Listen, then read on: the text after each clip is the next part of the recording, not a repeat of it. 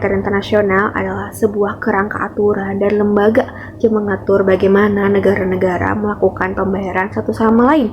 Sistem ini juga mengatur nilai tukar mata uang serta pergerakan arus modal di seluruh dunia.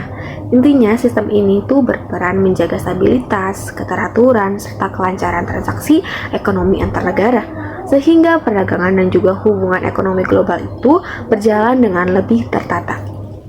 Standar emas pada tahun 1870 sampai dengan 1914.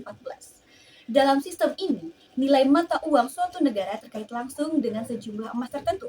Negara-negara menetapkan nilai tukar mata uang domestiknya berdasarkan harga resmi emas yang tetap. Dan uang kertas bisa dikonversi bebas menjadi emas. Inggris adalah pelopor utama sistem ini dengan menetapkan nilai pound sterling berdasarkan emas yang kemudian diikuti oleh banyak negara lain.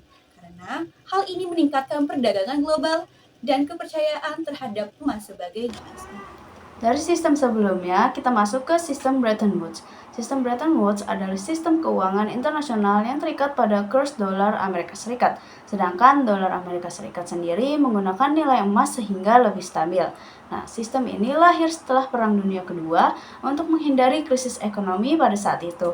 Karena sistem ini lahirlah IMF, World Bank, dan WTO. Namun sistem ini runtuh di saat Amerika mengalami inflasi, defisit perdagangan yang besar, dan terjadi tekanan terhadap cadangan emas AS, sehingga membuat Presiden AS, Richard Nixon, membuat keputusan untuk memutuskan hubungan antara dolar AS dan emas. Karena keputusan itu membuat gejolak besar pada sistem moneter internasional dan terjadi fluktuasi mata uang besar-besaran, serta ketidakpastian dalam perdagangan internasional. Sistem ini berakhir dan digantikan oleh sistem selanjutnya. Setelah sistem Bretton Woods berakhir, nilai mata uang negara-negara tidak lagi dipatok pada emas atau dolar AS. Sebaliknya, nilai tukar diabaikan bergerak melalui mengikuti pasar, yaitu turunnya permintaan dan penawaran di pasar valuta asing. Sistem ini membuat pemerintahan dan bank sentral punya kebebasan lebih dalam mengatur kebijakan moneter. Misalnya, menaikkan atau menurunkan suku bunga sesuai kondisi ekonomi. Namun, karena dibiarkan mengikuti pasar, nilai mata uang bisa berubah-ubah dengan cepat, sehingga menimbulkan volatilitas, ketidakpastian, dan dalam kondisi tertentu memicu krisis mata uang, terutama pada negara dengan ekonomi yang belum kuat. Selanjutnya, perbedaan sistem Bretton Woods dan sistem nilai tukar mengambang. Pada sistem Bretton Woods menawarkan stabilitas karena menggunakan nilai tukar tetap dan didukung oleh IMF. Namun sistem ini rentan menciptakan ketidakseimbangan global karena menjadikan dolar Amerika Serikat sebagai pusatnya. Sementara itu, sistem nilai tukar mengambang memberikan fleksibilitas bagi setiap negara untuk mengatur inflasi dan kebijakan moneter. Namun, konsekuensinya nilai tukar menjadi lebih berfluktuasi dan tidak stabil. Stabilitas dunia. Dunia saat ini dapat sekaligus dikatakan lebih stabil dan lebih rentan. Lebih stabil karena setiap negara kini memiliki kebebasan dalam mengatur kebijakan moneter sendiri, seperti menaikkan atau menurunkan suku bunga, untuk mengendalikan inflasi dan menjaga pertumbuhan ekonomi. Selain itu, cadangan devisa negara jauh lebih beragam, dan lembaga internasional seperti IMF dan Bank Dunia siap memberikan bantuan jika terjadi krisis. Di sisi lain, dunia kini juga lebih rentan, karena arus modal internasional dapat bergerak secara cepat. Investor dapat menarik dana dalam hitungan detik, sehingga nilai tukar dapat anjlok secara tiba-tiba.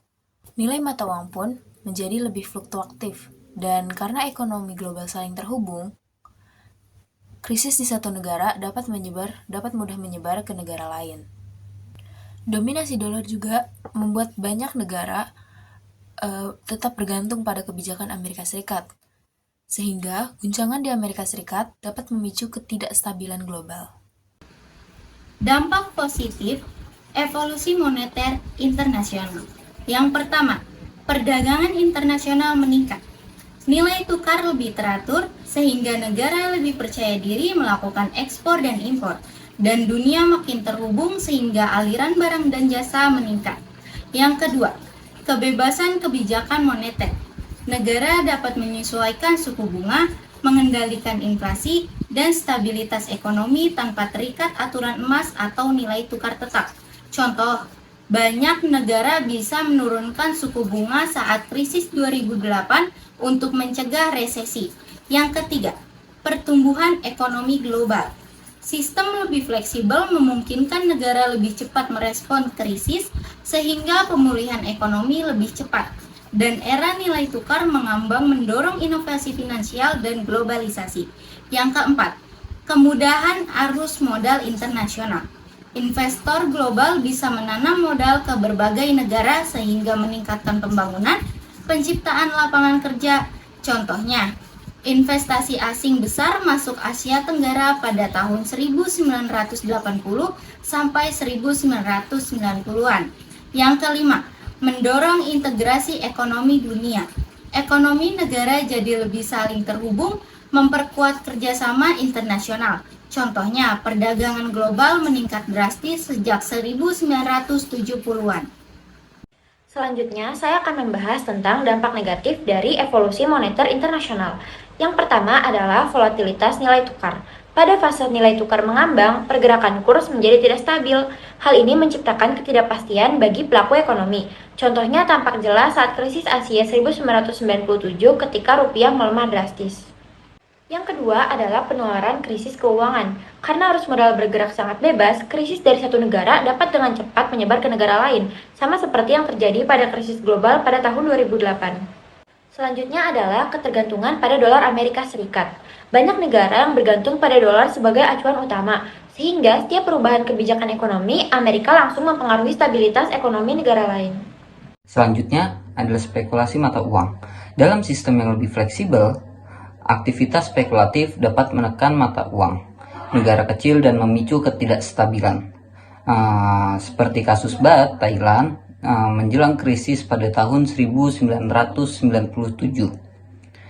Dan bagian terakhir adalah resiko inflasi. Fluktual kurs sering membuat harga barang impor naik, yang pada akhirnya mendorong inflasi domestik. Misalnya kenaikan harga BBM saat kurs melemah.